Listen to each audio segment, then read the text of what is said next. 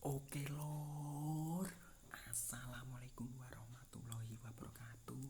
Kali ini aku arep unboxing berkat megengan. Neng tapi sayange wis tak pura dhisik. Tapi ora apa-apa. Iki yo niate ora pamer mek tak ngisi tok. Piye bentuke ya iki lho berkat megengane. Iki yo wis koyo berkat liyane enek apem, sambel goreng, wis mie karo buncis.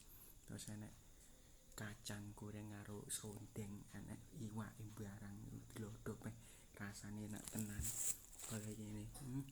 Enak. Iki ben tradisi Jawa yo ngene iki. Lek arepe bulan poso, masyarakat Jawa mesti menyambuti karo megengan. Iki tujuane yo apik nggih ngirim leluhur sedekah lan nggih nyambung seduluran. Ya wis ngene lur, matur suwun berkat